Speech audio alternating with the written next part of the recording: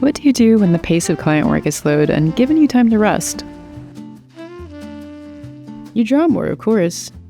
Or at least draw what you want to. My current client is lower in budget and has longer deadlines, which I consider an excuse to draw in a more exploratory way.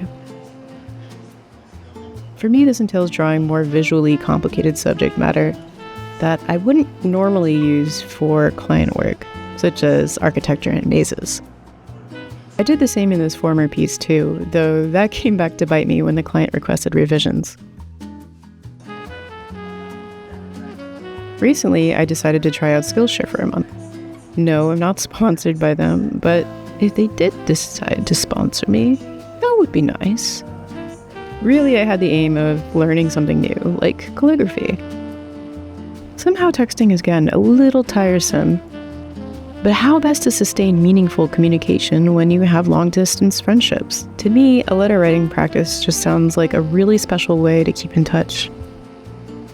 I thought, wouldn't it be nice to write to friends once in a while and have nice handwriting while doing it? I mention this because while I can't say my handwriting has improved all that much, it has given me extra thought about how I apply my lines. In the midst of working on this client piece for Deloitte, I wondered, wouldn't it be interesting if the folds in this character's clothes were a bit more like calligraphic flourishes? With that in mind, what if the entire composition was a bit more flourishy? Like trying to portray movement in the organic forms that lead the eye from one point of interest to the next. The perspective lines of the architecture, while maybe not being accurate to this vantage point, lead to the character, and visually the maze winds and creates visual distance through busyness between the character and the gate at the end of the maze. This piece is ultimately about seeking a way forward despite overwhelming options, something maybe we can all relate to at the current moment. I've had more of an interest in depicting architecture lately. Might have something to do with my enduring Elden Ring obsession, but also recent trips to the New York Public Library near Bryant Park.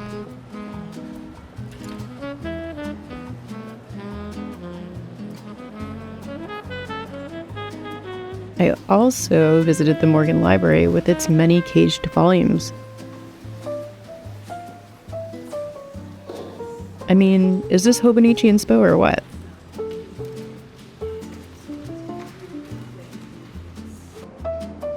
Blame it on the election news, but I somehow forgot to finish filming this piece. However, you can still see the finished piece here.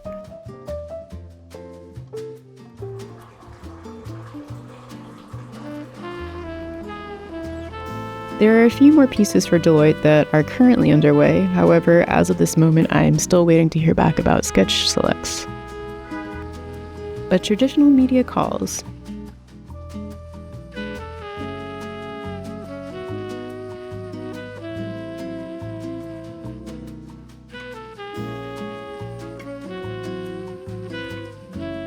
I can't say I've seen much art depicting the phlegm in response. You know, the face that cats make when they smell something stinky. So I thought I'd make my little contribution to whatever existing canon there is. Although my drawing hand objects, I've been itching to work at a slightly larger scale. One might ask, wouldn't it be smarter to work with paint at this ungainly scale?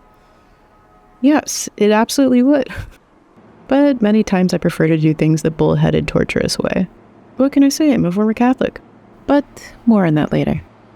I drew a bunch of thumbnail sketches to prep for a bigger piece, but today I'll be working from this one on the right.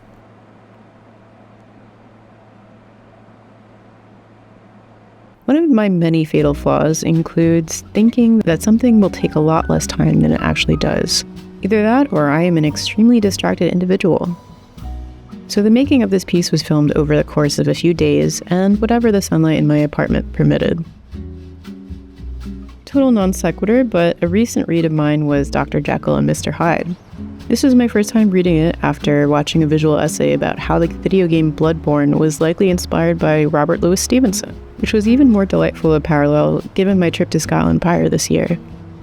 Anyway, despite being an early entry into the horror genre, this book often made me laugh, mostly because its Victorian-era characters were so easily riled in comparison to modern-day horror. And despite not having access to TikTok, they all felt wildly overstimulated. Also, in spite of its themes on the duality of mankind, I found it a bit more nuanced than expected. For example, although Dr. Jekyll is often portrayed as the good one, he chooses time after time to transform into Mr. Hyde, his despicable counterpart, and finds great catharsis in doing so. Surely a commentary on Victorian repression, but I've also seen the interpretation of it being an allegory for addiction. From a more modern perspective, I do think it's an interesting way to think about identity. From a neurological standpoint, the brain is composed of so many different parts that equal a whole. If one of those parts were altered or even distilled, will we still be the same person? Much the way that Jekyll and Hyde operate under different minds in the same body. My thoughts on this are incomplete. Which brings me to a recent watch of The Substance, which was one of my favorite horror films this year. While The Substance felt a little flat for me thematically, falling victim to the same social issues about aging that it critiques, I ultimately thought it was a very fun, campy ride. I don't know, during my watch I thought how refreshing it was that it depicts an older woman's body, albeit a rich celebrity's, something that most movies shy away from if they even cast an older woman, only to later be dismayed that an older woman's body is again being weaponized as a scare tactic. Could there have been a different way of depicting the body horror of a very naturally occurring life process? Maybe in a way that didn't punish the main character for logically seeking a means by which to maintain her livelihood and societal relevance. Probably. And I love the absurdity of the last 20 minutes. The earrings scene.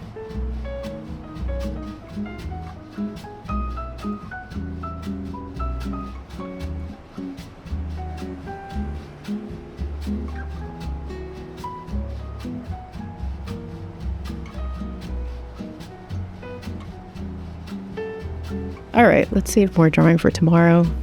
My manager is telling me to call it quits for today. For the past month, I've been waking up early, around about 5 or 6 a.m. to make the most of the waning hours of sunlight. Sure, it's an extreme switch from my former night owl self, but the sunlight looks downright ethereal at this hour. Even my filthy windows somehow look romantic.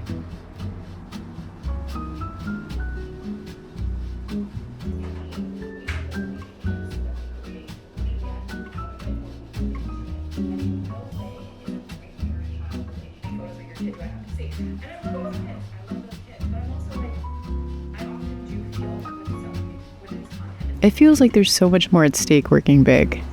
So I'm testing out colors to see which ones go amicably together.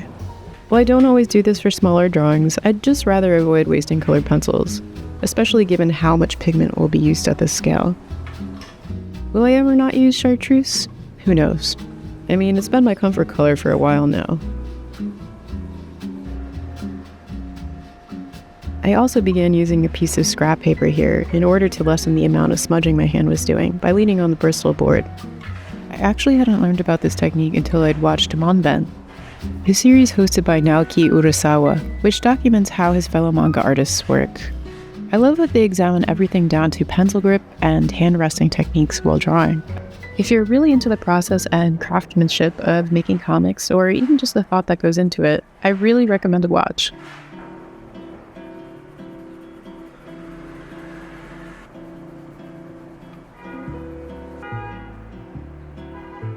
While the sun's rays during the shorter days can often feel like a blessing, its relentless cheeriness has also caused quite a few brush fires in the area. Not only were there a few fires in New Jersey and upstate New York, but there was also a brush fire in Prospect Park. In all my years living in New York City, I can't think of the last time that happened. Is there even a precedent? I can just tell that this cat has given it a lot of worry too. Look at that face. I bet she's thinking about the inevitable heat deaths of the earth.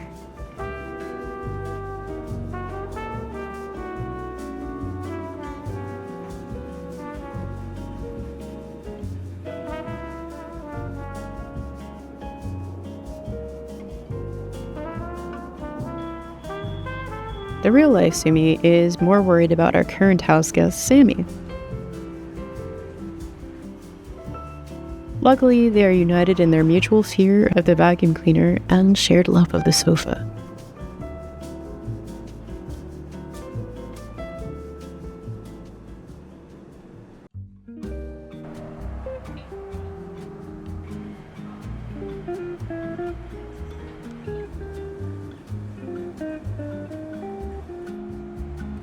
I'm pleased to inform you that today is the last day I'll be working on this piece.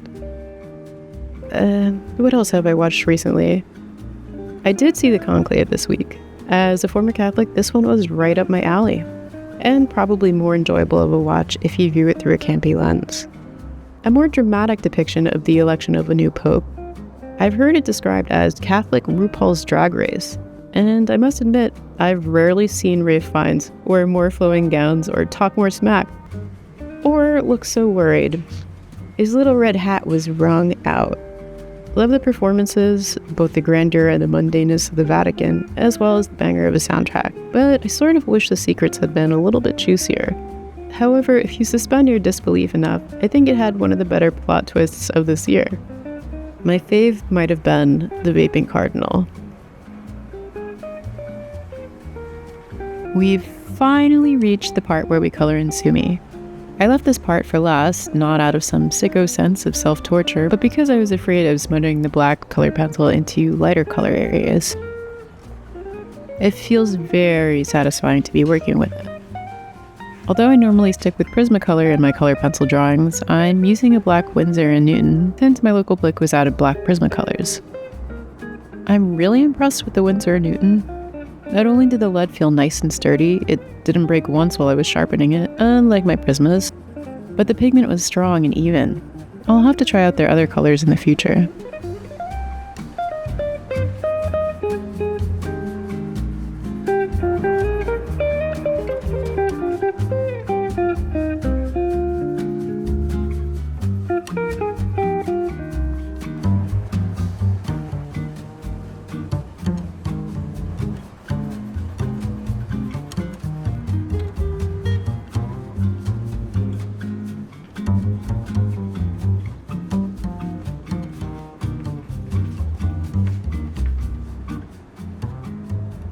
Many hours, smudge marks, and pencil shavings later, here she is. And if you'd like to own a copy, she's available on my Imprint account.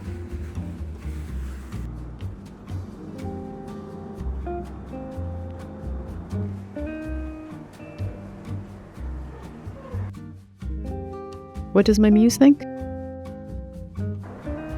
She's seen better. Anyway, thanks for watching, and see you next time.